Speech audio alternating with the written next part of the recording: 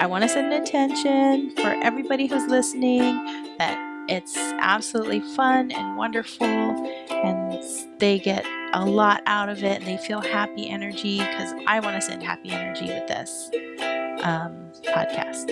I said that very long-windedly. We're trying to send out some positive vibes. That's basically what Mai is saying. Yeah, I just want to send positive vibes. There's not enough of that going around right now, so. And it's the holidays. Yes, I'm really excited. And the holidays are just something special. I've actually never been really home for the holidays. So this is sort of a first for me. Most of the time I'm set like working or I decide to pick up extra shifts just because, it's the holidays and you don't usually get paid a little bit more to work it. But I think one of the best things that I'm most thankful for is that I am here with my family, even though it's kind of nerve-wracking and different this year out in the outside world. But it's really awesome to be able to be home for the holidays, as they say in music. And one of the things that my family has a tradition of doing almost every year, I haven't been home for the past year or so to do this, but we actually have the holiday tradition of going to the Texas Renaissance Festival.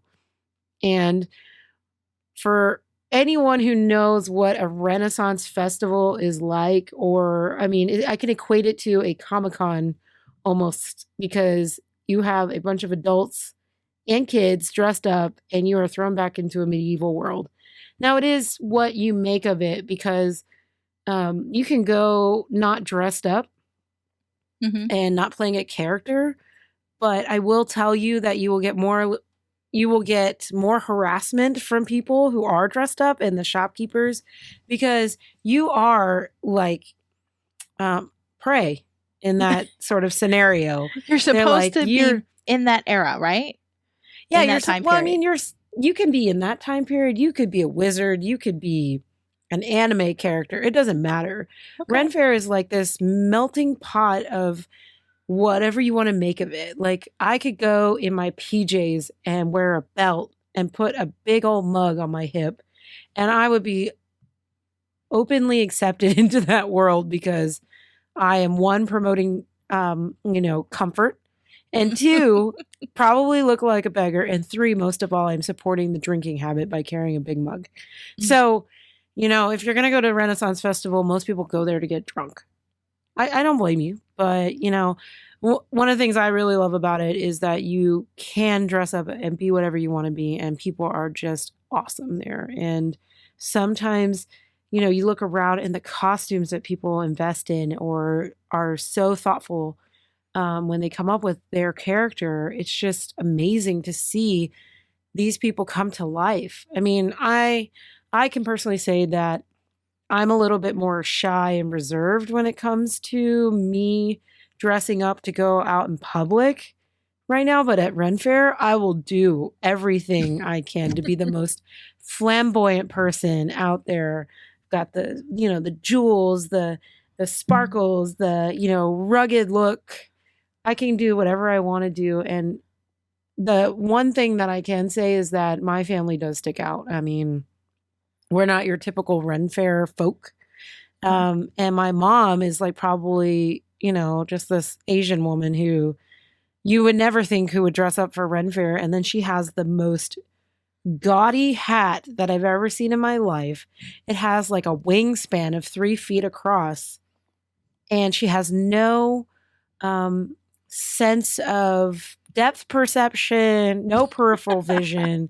She knocks people out with this big hat as she walks along, and she could care less because she is living the dream. That poor pheasant, I don't know how many lives were sacrificed for that hat. But if you can imagine wearing a 3-foot width hat made of feathers, that is what she is. So she's like this little woman with a big hat. Is she like 5 feet? She's 5 feet tall? She's about 5'3". Oh, okay. And wearing this big old hat around, and And we've made friends with people who work there, and our outfits just build and build. So I can say that if you go there and you're not dressed up, you will leave with something, to start building your character and your persona. And I think it really comes back to people want to have a different life to escape to sometimes. And I think Renaissance Festival gives not just me, but everyone who goes, like something else, like just break out of this, mold of, daily life. If I'm like walking up to you in this awesome pirate costume, looking like a badass, I mean, you're going to be like, hey, I want to do that. Like, I want to be a pirate for a day. And you can be that. And I think that's why a lot of us flock to Comic Cons, Ren fairs, Halloween. I mean, Halloween, they always say, is like the one. My favorite holiday. Because I love that. One time you can just do whatever you want to do and there's no judgment. Yep, dress up and be as weird as you want or just have fun.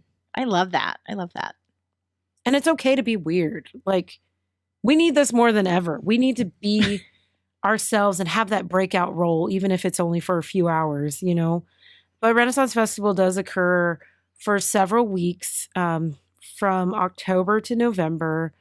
And that's just one of our traditional holidays. It's not traditional for everyone, but for us, we go every weekend when we're here and we're available, and rain or shine. I mean, I went there and it was super muddy and it was raining and pouring rain, but there are diehard people out there wearing their outfits. And I was one of them, and I really enjoy it. And so I want to share that with you all. People ask me, what's your holiday tradition? It's the Renaissance Festival, and I get the weirdest looks. I get the, what is that? And yep. I mean, even with you, I shared it recently. And I don't know what that is. We'll have to put up a couple pictures. It's just, I showed you and you were like, wait a minute, that whole thing is like a village. And I'm like, yeah. And people are just doing whatever they want. But the best part about it is the food. I mean. Okay, so there's food, there's shopping. Are there rides too? There's rides, and they're mostly like themed as in, like old Renaissance rides. So there's like swings, the King's Swing. There's a pirate ship you can go on. There's a huge slide. My nieces love it. There's like a fake jousting. You like ride this horse on almost like it looks like a roller coaster track, and you try to joust with, test your skills and stuff. Okay. And I mean, there's just a lot of, it's a theme, but it's so big. It's the biggest Renaissance festival in the world. And there's several of them in every state almost. And I've been to a few of them, but I can say that the Renaissance Festival here is amazing. Well, I definitely have to go at least once. I love to play dress up, so I'm there. At least once. I mean, if you like to dress up, I mean, this is like Candyland for Mai. So, I just really wanted to be able to share that. And I have multiple costumes. Like, that sounds weird, but I dress up as a pirate. I dress up as a cavalier, dress up as a French courtier. Like, there's just so many different, like, personas I can put on. I think my favorite right now is this, like, Assassin's Creed sort of look. Is just, I've got my leather on and this amazing hat that I haven't shown you, but I think you saw a picture of it, and it's just fun, like who thinks of these things, right? Yeah. No, I totally want to do it. I haven't even gone to a Comic-Con, but I've driven past them. Like, we have one here at the convention center in Hawaii, and the street is just flooded all around the convention center with so many people dressed up in costumes. I couldn't get tickets. I actually did try to go, and I just wasn't able to go. So one year I'm going to have to plan better, but I feel like I don't want to go if I don't have a really cool costume.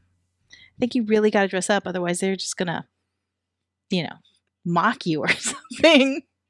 Like, you didn't put any effort into this. I wouldn't say they would mock you, but it's just more like, why not? I think the theme of it is, why not? You only live once, and somebody's giving you an opportunity to live a different life, even for a day. So embrace it, I can't wait. When I'm going to get there.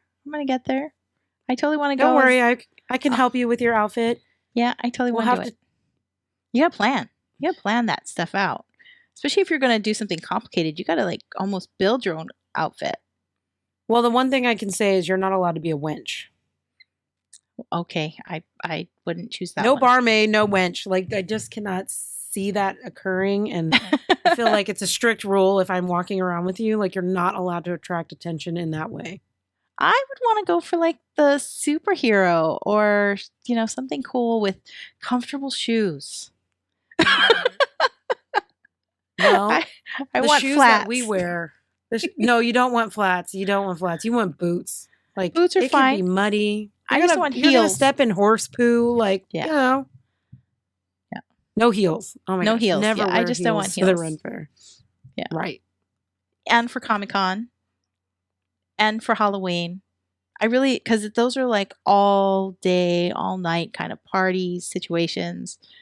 And you want to have comfortable footwear. It's true. Yep. I see those girls who wear this. They start off with the pretty heels and then they're barefoot for the rest of the night. I think every occasion that I've had to wear heels, like they're gone by hour one. Mm-hmm. Mm-hmm. Why? Because you know what? There's no point. Why do we do it? They want to be tall when they walk in, but they don't care when they walk out, right? Yeah. So it's comfort. They already made their entrance. It's all about the entrance. I really think, if you're going to make an impression, at least make the first. Mm-hmm. Something like that. I remember my cousin showing up to this party, and it had grass. It was a mix of grass and cement areas, and she came out. She was dazzling and beautiful, and as soon as she took one step on the lawn, which is beautiful, her heels sank.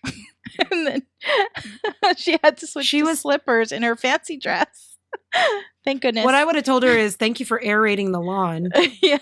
Because you're just poking holes all the way through. She did. They were really nice shoes. Okay, note for the future. If you ever get married on the lawn, there's no point in wearing heels. No. You're just going to sink on through. Yep. But I got to give people props, though, who can wear those heels, though. The base on them, I saw a pair of those red bottoms, and they were just like maybe the size of a golf tee. And I was like, how do you balance? Those ladies are standing on their toes. They are standing on their toes. All their weight is only on the front of their feet. That's the only way that works. Or they find a rock and step on the rock. I've had to do that. Like, oh, here's a rock. My foot can rest. Oh my gosh, that's hilarious. I've never thought about that. Yeah. I was like, what are you talking about? Oh, I get it. Yep. You gotta find something in the ground that's gonna be harder so it can support your weight. My Christmas traditions. We do the white elephant game. And I don't know if that's what other people call it. I was introduced to it when I was a teenager at some party that my parents dragged me to, and it was actually kind of funny. So I said, we're going to do that with our family because I was tired of having to go shopping for years for every single person, to buy each person their own special gift. I was like, this is not fun. This is not the joy of Christmas that I want to have. So it's not Secret Santa. Instead, it's we almost make it challenging. We started with a $25 cap. You couldn't go over $25, but you can't go less than $25. It has to be there. So if your gift costs less, you have to supplement with cash. And but I do have some family members that they actually try to stay low and they try to buy things on sale, and they say, but the retail value is, those people don't deserve to play. But it's just everybody brings a gift, and it's a gift exchange. We draw numbers, and the first person who gets to pick a gift, and everybody wraps their gifts. There's secrets about how to do it. Like you can do the really nice wrapping paper, usually have the worst gifts. And I like to wrap things because I feel like I buy really cool things. I wrap them in the ugliest newspaper I can find just to make my gift look undesirable because I know it's good. What's an example of an ugly newspaper? Because I mean, I don't know. I don't even know who out there, like, has newspapers still, but I want to know, like, is it not the comic section? Is it not the lifestyle section? Is it like the dirty political news? Oh no, it's the help wanted ad, isn't it? It's the help wanted ads. It's whatever I can find. It's usually a mishmash of like whatever. And I don't have I don't subscribe to the newspapers, but I always get like the small newspaper. It's mandatory, it seems. Food called ads. the midweek. And so it's a short size. So I have to like piece it together. You have to Frankenstein a large piece of and I just keep taping it and folding it over. Anyway, I have this thing where I instituted because people were getting lazy and they were bringing crappy gifts. I said, there's going to be an additional prize if your gift is stolen the most, because that means you apparently bought something that everybody liked. So you show up with your gift, and we have, I swear, our family has grown to 25 people. This year is going to be our smallest because of the coronavirus pandemic. So it's just our household. But in my house, we still have a lot of people. It'll be 9, possibly 12 if my other families show up. But I'm trying to recommend that they don't. Just, it's okay. We'll do it again next year. This year we'll just take a break and keep it small. But you show up with your gift. It's got to be, we increased it this year to $30. It's got to be something good. And one person, we just go through the numbers. First person opens a random gift. And then the second person who comes up, they can either steal any gift that's open or they can just open another gift. And you go to the 3 and it's kind of the same thing. We kind of instituted a fair policy. So if your gift gets stolen, obviously you get to go and get a new gift. But and you can also steal again. You just can't steal from the person who just stole it from you. But we also let the person who's number 1, who opens gift number 1, to also have the opportunity to steal anything, just to kind of make it fair. Because one is like, you don't know what anything is. And it's actually kind of fun. Everybody kind of gets something for Christmas. And then, you're not buying hundreds of dollars worth of gifts for every special person. Instead, you're just playing a game that's kind of special. And then everybody has more money to go buy themselves something, something that they really want, instead of receiving a whole lot of gifts that are okay.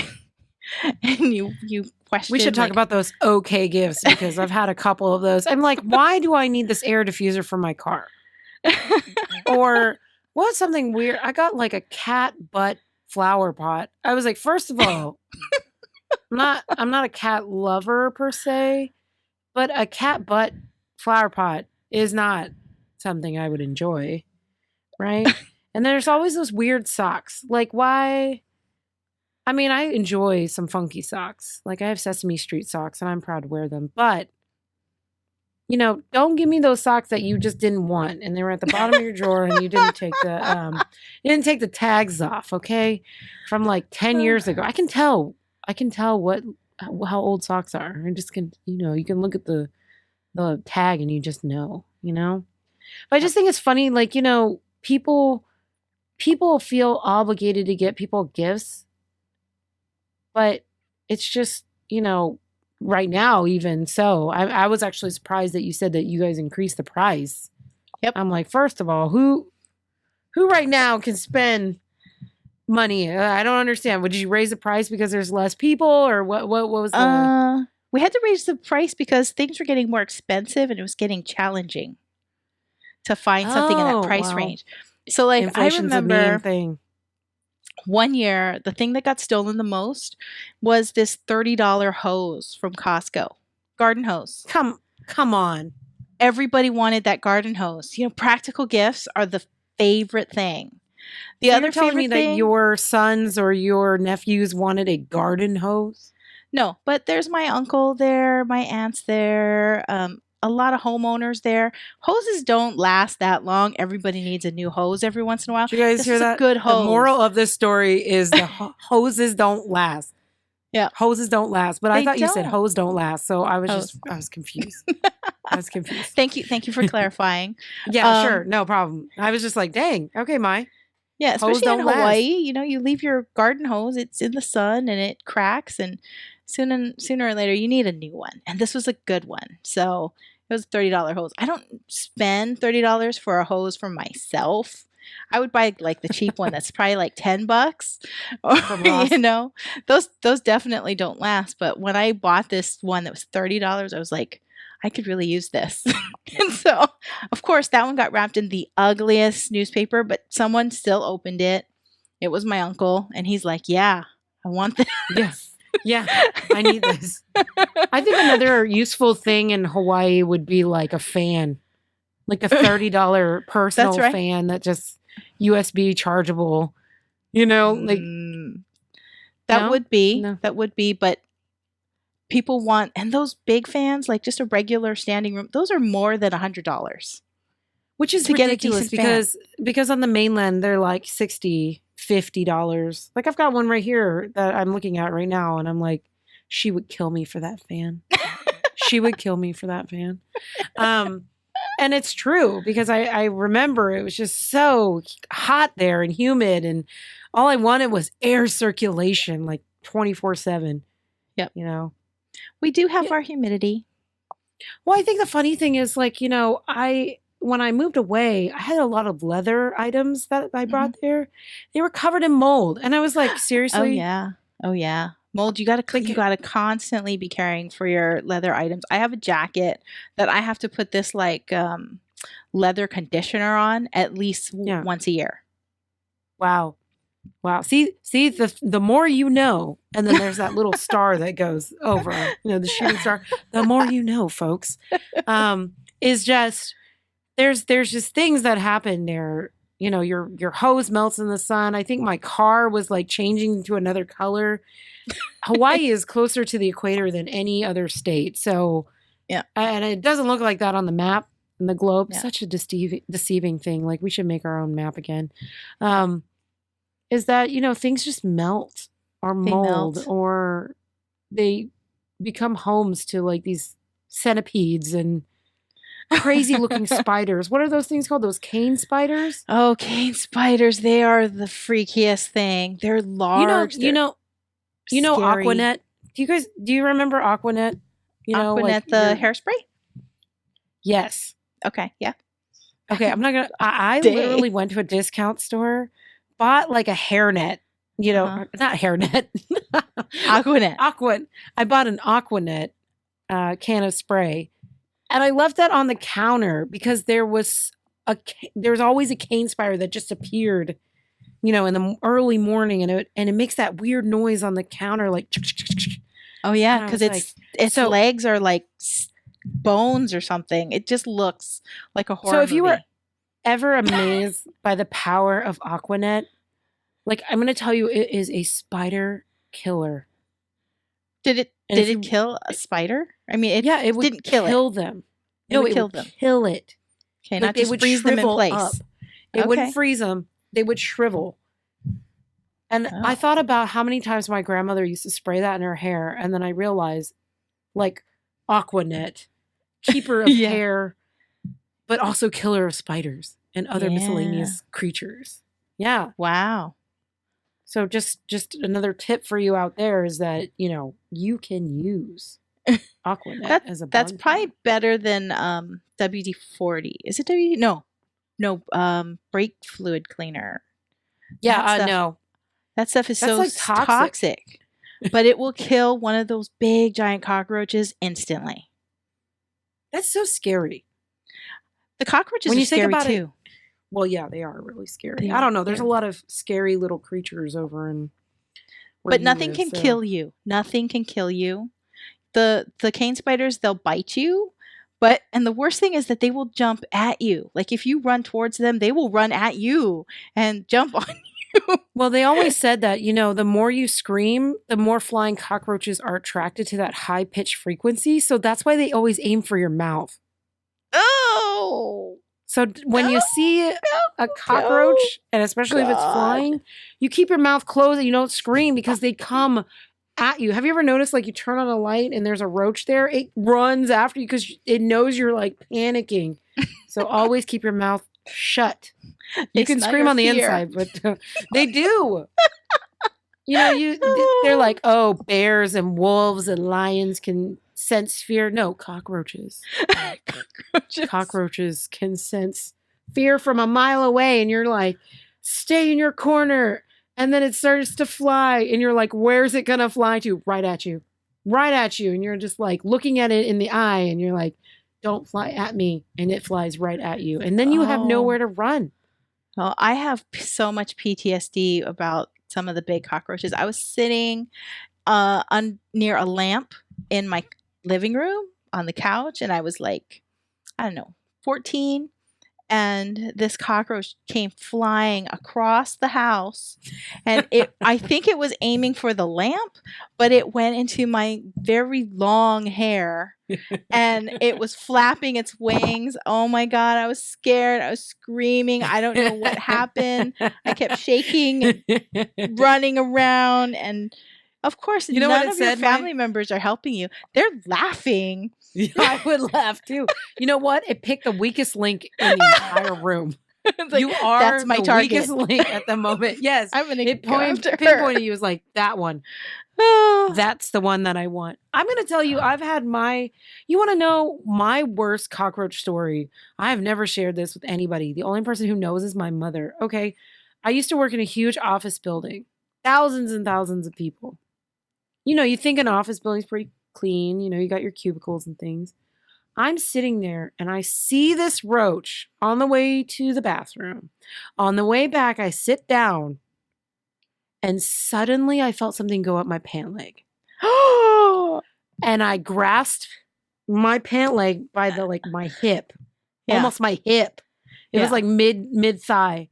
I held it and I was like, oh my God.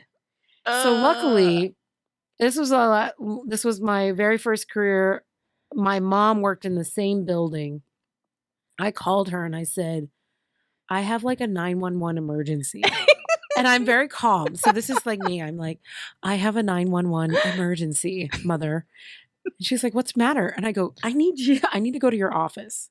So she's not on the same floor.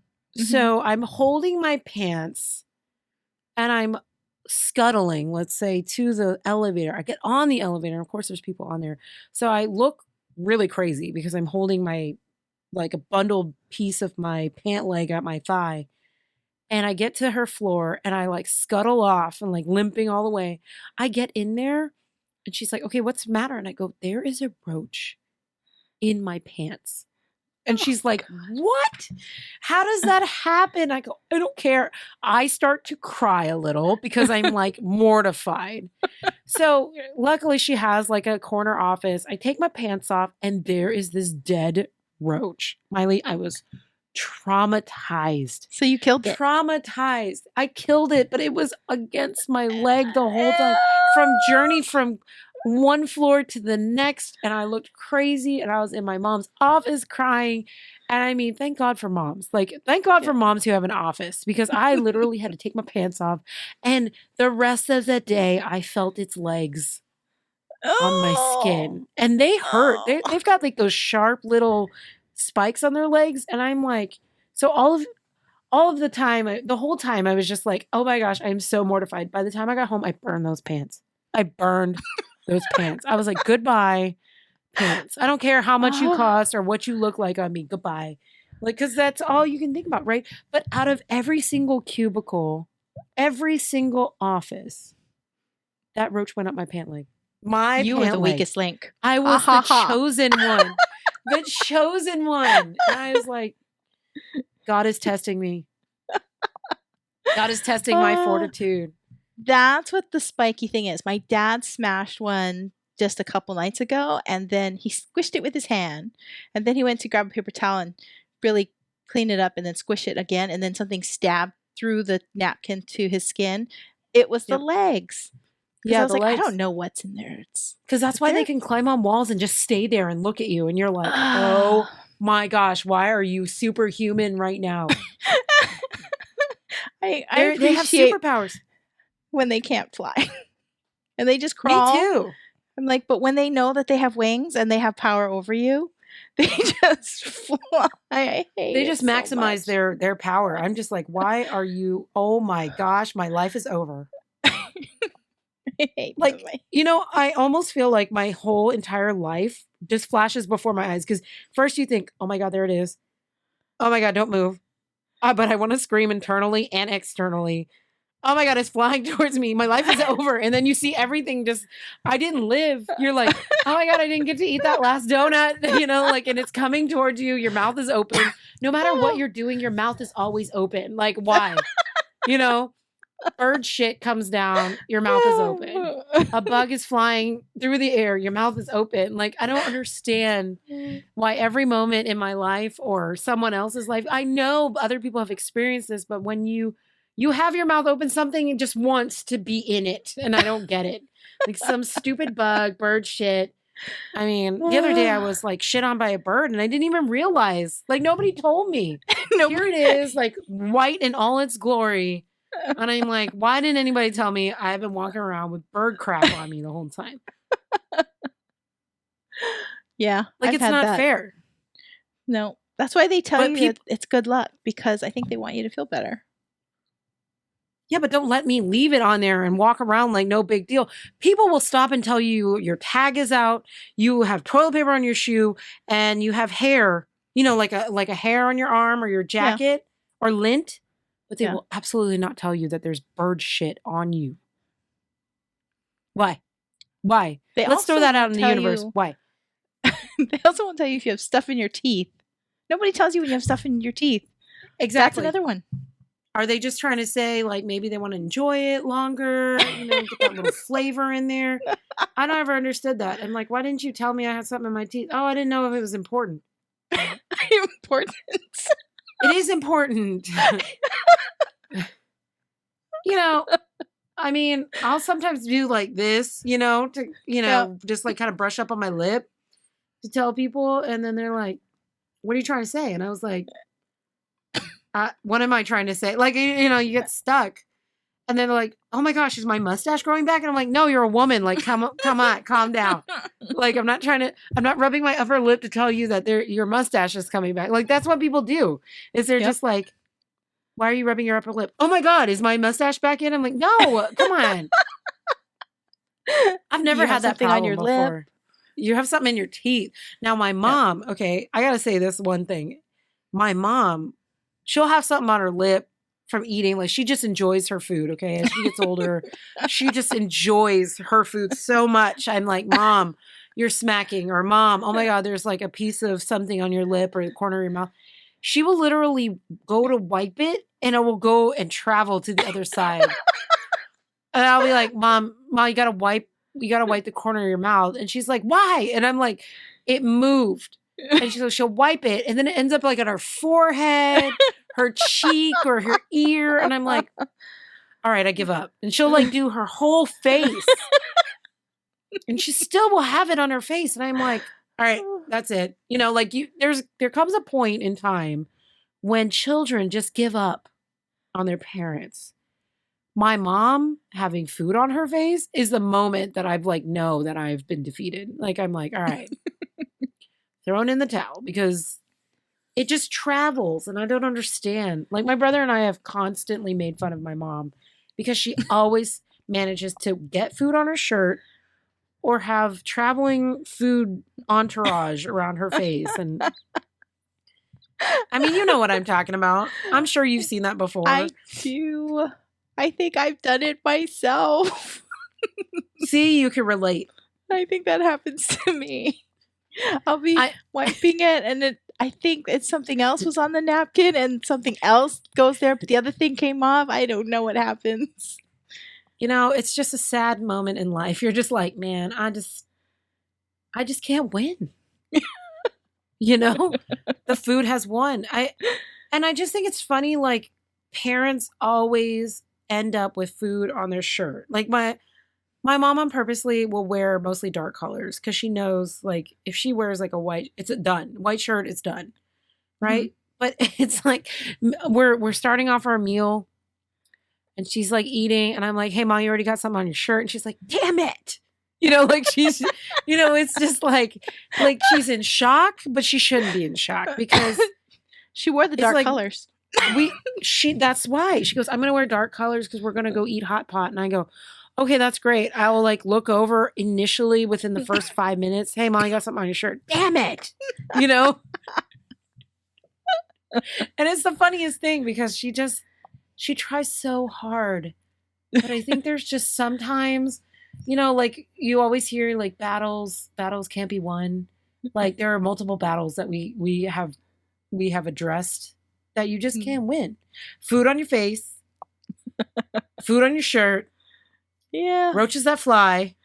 Oh my God. Yeah. And the chemical toxicity of Aquanet. Yeah. And cane spiders. Oh my God. Do they really need to exist? I don't understand what the purpose is. I literally was like, what in their right mind finds that edible? They have loud steps. I remember one crawling across my mirror and it was like clickety clack. Like it had tap shoes on. You know what it's like? It's like Toy Story. You remember that one baby head stuck on the spider legs? Yes. That's exactly what it sounds like. And that's exactly what it looks like. Except it doesn't have the cute baby head. It has the baby head was not cute. It's like a hairless tarantula.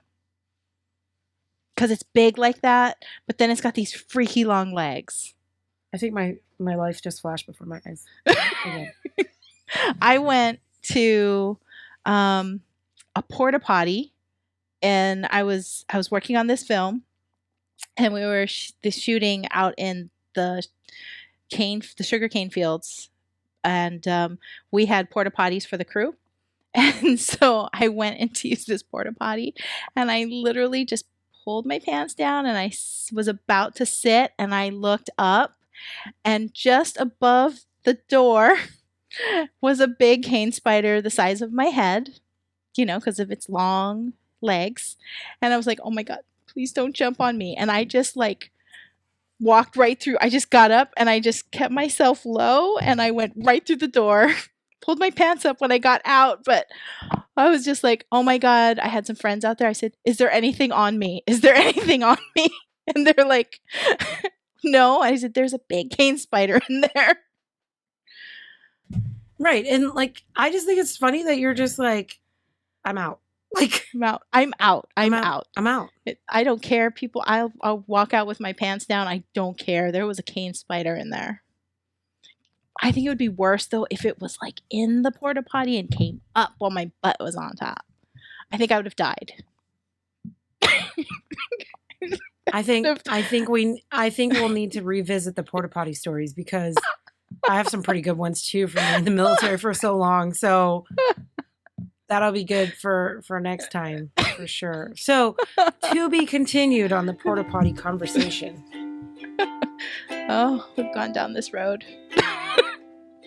We've gone down this road, but everybody can relate. I know. No, they can. Oh my God. Okay, that was so much fun. I can't believe I laughed that hard. I'm still laughing. Okay, so we are hoping to have another podcast to be out on another Aloha Friday. Mahalo for joining us, and if you're interested in our next session of Mai Tais at Sunset, please check us out on Facebook, Twitter, Instagram, and maitaisatsunset.com. Also check us out anywhere you find your favorite podcasts. So please look for us, and until then, ahui ho.